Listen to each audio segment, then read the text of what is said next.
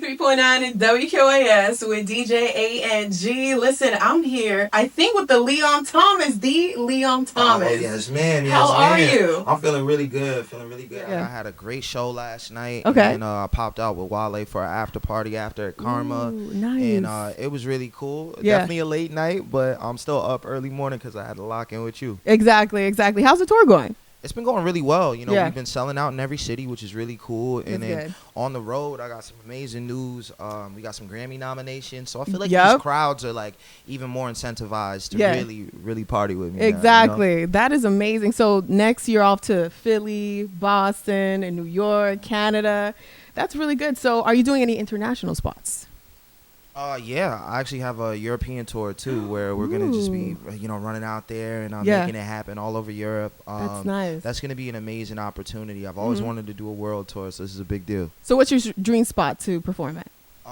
Honestly, I'm excited to do this European run, but I can't wait to do a show in Africa. I got something coming Right. up in South Africa, so that's gonna be really cool. Nice. So you already have one Grammy, and like I said, you nomination for 6 now. Was that getting Grammy one of your goals? Winning a Grammy? Yeah. It's definitely like a big bucket list Yeah. moment. More so because you're being judged by your peers. Yeah.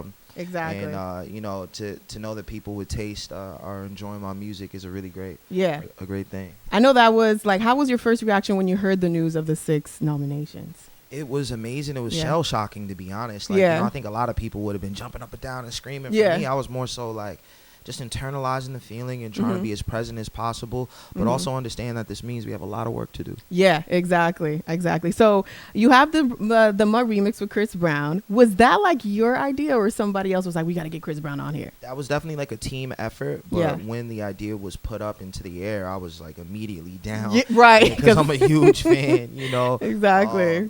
Chris is such a talented artist. I Yeah. mean, from a live performer to a recording artist, man, I mean, he's really the true deal. Yeah, So for it was a real. good time. For real. Now, you do have an EP out, and then I also heard you on Wale's new album. Yeah. You know, that's my like favorite song off there, Watching Us. Oh, for how, real? how did that come about?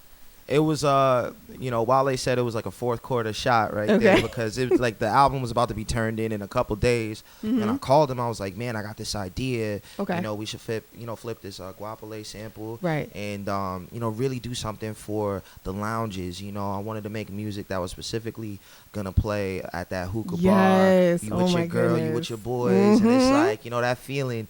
I think, he needed one of those for the album. Yeah, that's definitely like I've been having that on repeat every day on my way to work. That's love. Yes, That's love. that sample is crazy. So I was watching one of your interviews, and you say you don't want to be the type of artist that's an asshole. Why did you say that specifically?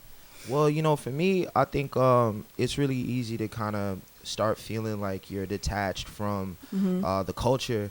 At a certain point, when things are going your way, you can kind of lose touch with the people. But I Right. think for me, my biggest part is like, all right, how can we find ways to, without overdoing it, just like continue to touch the actual culture, get in there with the people. That's why after doing an hour and a half show, I'm Yeah. gonna go to the dressing room, change, And make sure I look good, Yeah. and do an after party so I can actually get closer To the people, to the actual people who are supporting you. me. Yeah. I think that's the piece that a lot of artists forget. So do you like see that a lot, and you're like, I don't want to be like that, or is it just something that you're not an asshole, and that's why you're I had not a like run. that? I had a run as a songwriter and a producer, so Yeah. I got to see how a lot of people Right. move, and I took note to the things that I love and the things that I don't. But the biggest piece for me was like figuring out that being in the culture, figuring out and even doing crowd research is important, because you can see what works sonically. So when you get back in the studio, you're not like guessing. You just Right. know what's gonna happen. Right.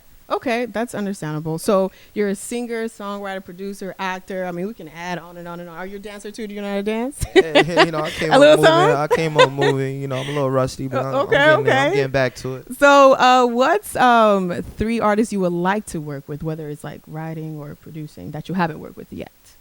I would love to work with Miguel. I'd love to work with Frank Ocean. My goodness, yes. And I'd love to do a song with SZA. I feel like we should do like a song together. Yeah. So, hopefully, God willing, we can Of course. make all those features happen. It's going to happen. It's going to happen. Now, I was watching another interview, and you said that you grew up in a predominantly Spanish neighborhood in New York. So how was that like within the culture and the music? How was that like for you? Well, you know, New York's a melting pot. You know, Right. I went to a Jamaican church. I grew up in a Spanish neighborhood.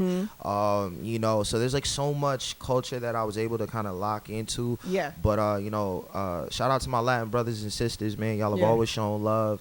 For and sure. you know, growing up in New York, I definitely learned a lot about everybody's you know, culture. Yeah. So you know, Sazon is definitely like there when it comes to seasoning. Yeah, Sazon, you gotta have the Sazon in there. Listen, you know about that. So are you interested in like getting into, I don't know, maybe your Spanish bag, as in like music wise? Are you interested in that, or are you kind of more into your? Yeah, I mean, I think for right now, I'm just really immersed in Black culture, but I know for a fact that I'm gonna have those moments where you know, I tap in with a Bad Bunny, or you know. I was just gonna talk about like that. Rosalia, I'm a big fan of her too. Rosalia, Karol G. There's J Balvin. There's so much. There's a lot. Yeah, there's a lot. Yeah, and you know, I've actually tried some Spanish records. I just never wanted to feel forced. So my biggest thing is like, I'm gonna support you. Look, you got my support. Listen, if no one supports you, I'm gonna support you. I don't want it to feel like I'm trying something. I want it to feel natural. So I like to study the cultures before I dip into it. Well, listen, you got it. So speaking about Bad Bunny, what was your reaction like when he was announced to be the halftime performer? Good. Yeah, because I know there's a lot of like, let's do it. Yeah. And, you know, I know he's gonna tear it up. Yeah. You know, I've seen him live in concert in LA, and he rocked that stadium. He brought Cardi B out. Yep.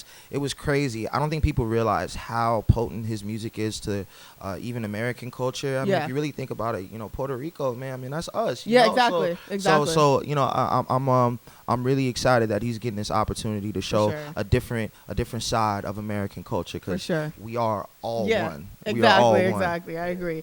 So last but certainly not least, let's talk about Yes It Is. Yeah. What was the idea and the inspiration of this song?